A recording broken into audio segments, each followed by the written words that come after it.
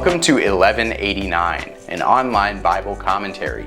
My name is Tyler Marston, and today we're taking a look at Leviticus chapter 7. We've seen instructions on how to sacrifice burnt offerings, grain offerings, peace offerings, sin offerings, guilt offerings. And in the last chapter, we began to see the priest's responsibility in making each of these offerings. In this chapter, we'll continue giving instructions to the priests, guaranteeing their provision through the offerings of the people. It reflects our call to support our pastors and ministry leaders today, while also reminding us of our responsibility to be God's new kingdom of priests, leading everyone in the world to the forgiveness and love that can only be found in Jesus. Now this is the law of the guilt offering. It is most holy. In the place where they slay the burnt offering, they are to slay the guilt offering, and he shall sprinkle its blood around on the altar. Then he shall offer from it all its fat, the fat tail and the fat that covers the entrails, and the 2 kidneys with the fat that is on them, which is on the loins, and the lobe on the liver he shall remove with the kidneys. The priest shall offer them up in smoke on the altar as an offering by fire to the Lord. It is a guilt offering. We tracked how chapter 6 began, and chapter 7 will continue describing the priest's roles in each of the different types of offerings that were described in Leviticus 1 through 5. For the guilt offering, which was described in chapter 5, the priests are the ones who are instructed to remove those special fat portions, and to sprinkle the blood on the altar, and to offer it by fire. Every male among the priests may eat of it. It shall be eaten in a holy place. It is most holy. The guilt offering is like the sin offering. There is one law for them. The priest who makes atonement with it shall have it. Also the priest who presents any man's burnt offering, that priest shall have for himself the skin of the burnt offering which he has presented. Likewise every grain offering that is baked in the oven, and everything prepared in a pan or on a griddle, shall belong to the priest who presents it. Every grain offering, mixed with oil or dry, shall belong to all the sons of Aaron, to all alike. And we hear that the guilt offering, like the sin offering, and like any of the burnt offerings or the grain offerings, they were to be eaten by the priests. Because being a priest was a full-time calling, they were reliant on the people for provision. Of course, ultimately, they were reliant on God stirring in the people's hearts to give.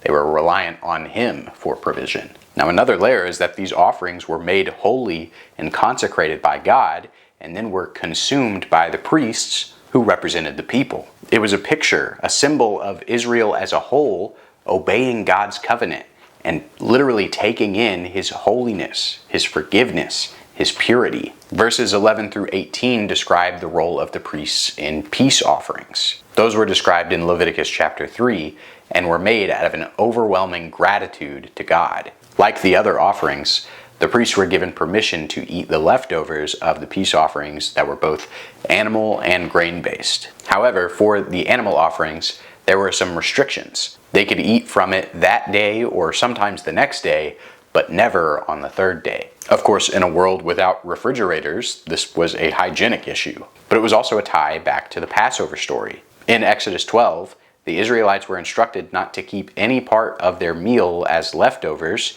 because the next day, they had to be going. They had to escape slavery in Egypt. It's also similar to what happens in the story of the manna in Exodus 16. It goes bad after 1 day, meaning that the Israelites can't keep it overnight, meaning that they have to trust in God and His provision daily.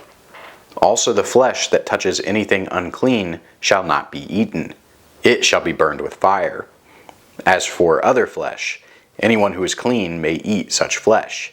But the person who eats the flesh of the sacrifice of peace offerings, which belong to the Lord, in his uncleanness, that person shall be cut off from his people. When anyone touches anything unclean, whether human uncleanness or an unclean animal, or any unclean detestable thing, and eats of the flesh of the sacrifice of peace offerings which belong to the Lord, that person shall be cut off from his people. And once again, we see the overlap between those hygienic health standards and images and symbols of purity and holiness. If a sacrifice was exposed to something that was unclean, it was not to be eaten. And the reverse was also true. If I was exposed to something unclean, then I would not be allowed to eat from God's holy, clean sacrifice. And of course, with what we know about germs now, any animal that's been exposed to another animal's carcass is not fit for consumption. But we begin to notice that being in a state of uncleanness is not a sin in and of itself. We'll see this especially in Leviticus 11 through 15. No, the sin was being in an unclean state and still trying to partake in God's holy, pure, clean rituals and ceremonies. The sin was having irreverence for God, thinking that we, in our brokenness and in our dirtiness, could somehow be on his level. Then the Lord spoke to Moses, saying, "Speak to the sons of Israel, saying, You shall not eat any fat from an ox, a sheep, or a goat. Also the fat of an animal which dies, and the fat of an animal torn by beasts may be put to any other use, but you must certainly not eat it. For whoever eats the fat of the animal from which an offering by fire is offered to the Lord, even the person who eats shall be cut off from his people. You are not to eat of any blood, either of bird or animal, in any of your dwellings. Any person who eats any blood, even that person shall be cut off from his people." Moses is instructed to command the Israelites to not eat any fat off of an animal that could be sacrificed to God, and not eat any blood at all. This is repeated from Leviticus 3, where we connected it to the story of Cain and Abel in Genesis 4. The fat was seen as the best, most rich part of a sacrifice, and because it was the best, it was reserved for God. That's why when Abel sacrificed the firstlings of his flock, he also gave the fat portions, because God deserved the best. Meanwhile, Cain got jealous and killed his brother, spilling his blood on the ground that ended up crying out to God for justice. Eating the blood of an animal was a symbol of unjustly taking another being's life for your own personal benefit. That's why instead of it being eaten, the blood was sprinkled on the altar and on the furnishings in the tabernacle, a la Passover in Exodus 12. It was a way to cry out to God and appeal to him for his justice and his mercy. Verses 28 through 34 describe the specific pieces of the peace offering that were reserved to be eaten by the priests. Namely, this was the breast and the right thigh of each animal. These cuts would be waved up towards God, as described in Exodus 29, for the priest to show appreciation to God for his provision. This is that which is consecrated to Aaron, and that which is consecrated to his sons, from the offerings by fire to the Lord, in that day when he presented them to serve as priests to the Lord. These the Lord had commanded to be given them from the sons of Israel in the day that he anointed them. It is their due forever throughout their generations. Summarizing all of the above, God says that these offerings and these pieces were to be reserved to be eaten by the priests alone. This was to be their guaranteed provision through all the generations of the sacrificial system. Now, it might seem unfair that the rest of the Israelites don't get anything, but we also remember from Genesis 50 how the priests, the descendants of Levi, are going to be scattered throughout all the rest of the tribes of Israel. The rest of the Israelites have guaranteed provision in the land that God is going to provide for them. And in the same way, the priests have guaranteed provision through the sacrifices.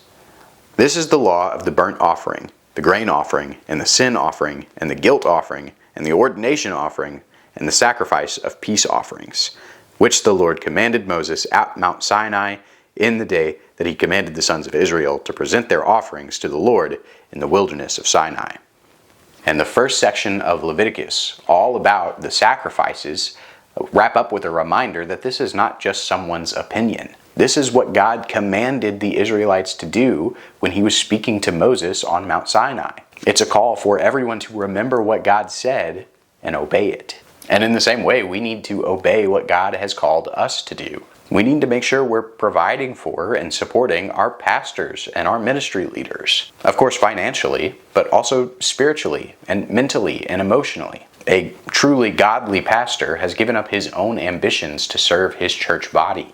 Lay people need to be aware of that and give back when they can. But more than that, we realize that through Jesus, we have all been called to be priests, to show other people the love and the mercy of God. We need to be consuming that mercy and love in the same way the Old Testament priests consume the sacrifices. And all the while, we continue to give God the best of what we have. Why? Because He gave His best, the life of His Son, Jesus, to ransom us from our sin, to reconcile us to our Creator. And if we trust in that promise, we can trust in the guarantee of His provision to His followers. Thanks for watching 1189. I hope you have a good day, and God bless.